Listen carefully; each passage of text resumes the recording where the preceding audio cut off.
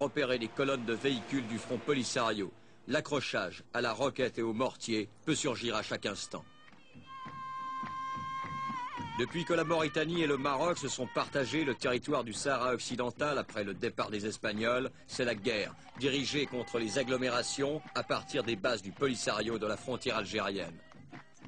Par deux fois, traversant 1800 km de désert par des pistes oubliées, les Sahraouis ont frappé Nouakchott, la capitale mauritanienne.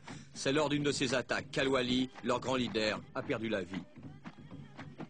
Des obus de mortier sont tombés dans la cour de l'ambassade d'Égypte qui se trouve ici, celle de l'ambassade d'Espagne qui se trouve un peu plus loin, et même de l'ambassade américaine qui est située exactement à gauche du palais présidentiel. Ce qui prouve qu'ils avaient une connaissance très certaine de l'objectif.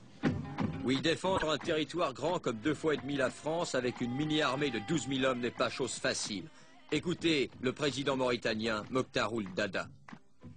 Comment vous y prenez-vous pour doter très vite, car il faut faire très vite, la Mauritanie d'une armée efficace, capable de défendre son territoire? Bien, c'est ce que vous avez certainement vu.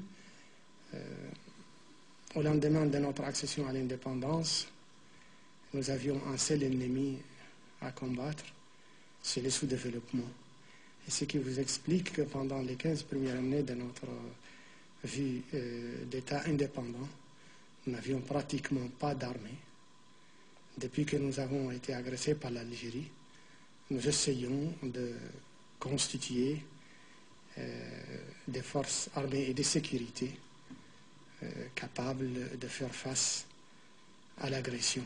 C'est bien sûr une tâche difficile, surtout pour un pays comme nous, et qui a 2000 km de frontières sahariennes, de l'Atlantique à la frontière avec le Mali. Mais nous faisons tous les efforts nécessaires. Le peuple mauritanien est mobilisé au sein de son parti et derrière ses forces armées de sécurité pour défendre notre intégrité territoriale.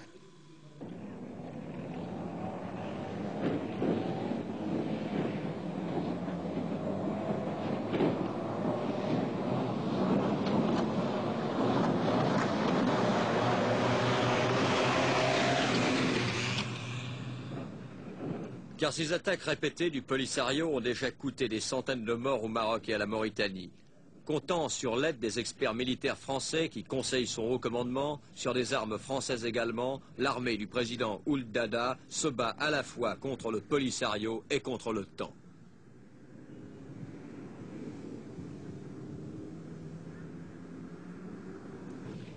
Cette guerre des sables qui se joue sur un front flottant aux dimensions du désert ressemble quotidiennement à une sanglante partie de cache-cache. L'armement léger utilisé pour ce genre de coup de main facilite encore les infiltrations. Des Land Rover avec canons anti-chars, des bazookas, des missiles légers, puis la mitraillette. Pour se battre, il s'agit de se trouver, c'est-à-dire de chercher l'ennemi dans des zones très accidentées où le Polisario dispose de refuges secrets lui permettant de se ravitailler en eau, en vivres et en carburant. Le flanc gauche et l'arrière gauche. Et mur 4 et mur 3, vous ferez le flanc droit et l'arrière droit. En cas d'intervention du côté droit, ça sera mur 3 qui débordera. L'aviation mauritanienne étant inexistante, ce sont des avions français qui effectuent des vols de reconnaissance pour tenter de repérer ces colonnes de 50 ou 100 jeeps. Jeu dangereux, les Sahraouis disposent de missiles Sam-7 soviétiques. On attend également des appuis supplémentaires en hommes de la part du Maroc. Rabat soutient la Mauritanie qui, en but à des attaques de plus en plus massives, fait figure de ventre mou du Sahara. Mais pour Nouakchott, c'est bien un conflit international qui s'engage et le rôle de l'Algérie ne s'arrête pas à la protection des réfugiés de la frontière. Monsieur le Président, le gouvernement algérien affirme toujours ne prendre aucune part directe au conflit et ce n'est pas votre sentiment? Absolument pas. Pour nous, nous sommes victimes d'une agression caractérisée de la part de l'Algérie, qui, au lieu de nous agresser par ses forces armées régulières, nous agresse par l'intermédiaire de mercenaires qu'elle recrute, qu'elle forme, qu'elle arme et qu'elle organise en expédition contre nous à partir de son territoire national. Et ces mercenaires, une fois qu'ils opèrent dans notre pays, reviennent dans leurs repères en Algérie. Cela d'ailleurs l'Algérie ne les cache pas, cela tout le monde le sait.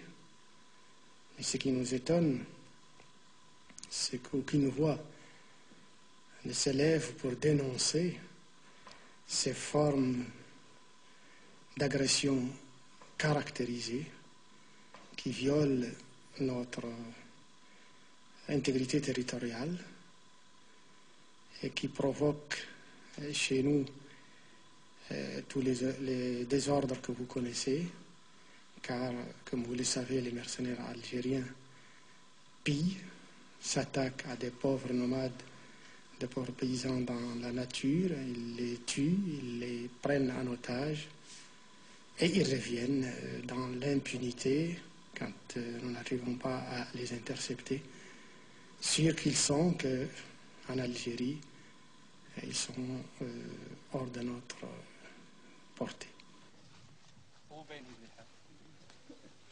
Ces Algériens qui seraient directement impliqués dans le conflit, nous les avons retrouvés, en pouvant, quelque part en Mauritanie, interviewer pour la première fois des prisonniers de guerre capturés lors des attaques de Nouakchott, les compagnons d'Al-Wali. Quelle est votre nationalité? Algérien.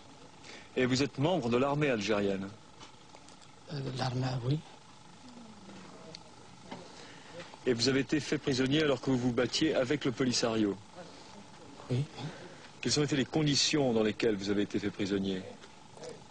On était dans un accrochage à bâti et depuis ça a pris les militaires mauritaniens, les armes en Mauritanie.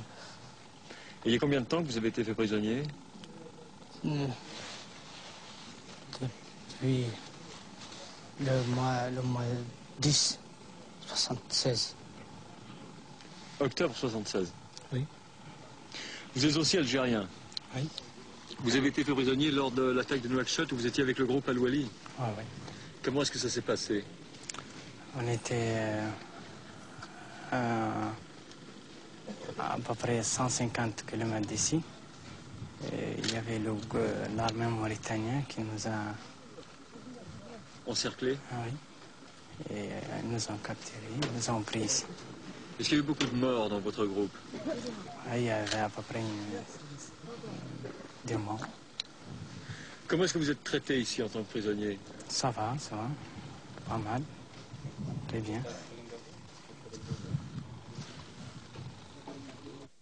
Quel espoir placez-vous dans des médiations telles que celle du président Senghor ou de l'Arabie Saoudite? Croyez-vous encore, Monsieur le Président, à une solution négociée?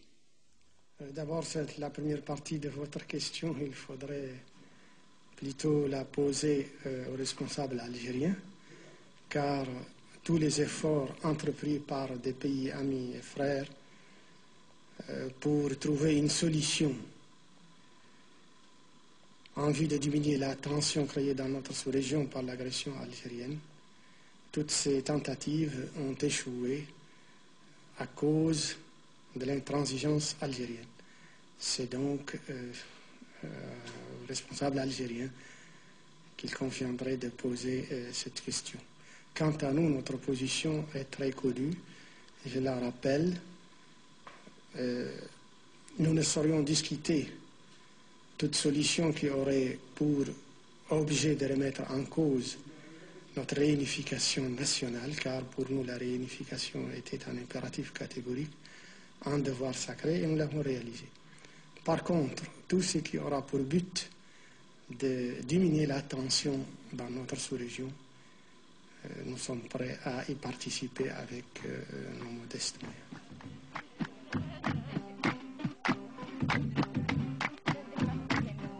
On peut toujours croire à une solution négociée, même lorsque les combats font rage. Mais dans le cas du Sahara, les observateurs sont plutôt pessimistes. Alors, le Maghreb s'achemine-t-il vers une guerre internationale?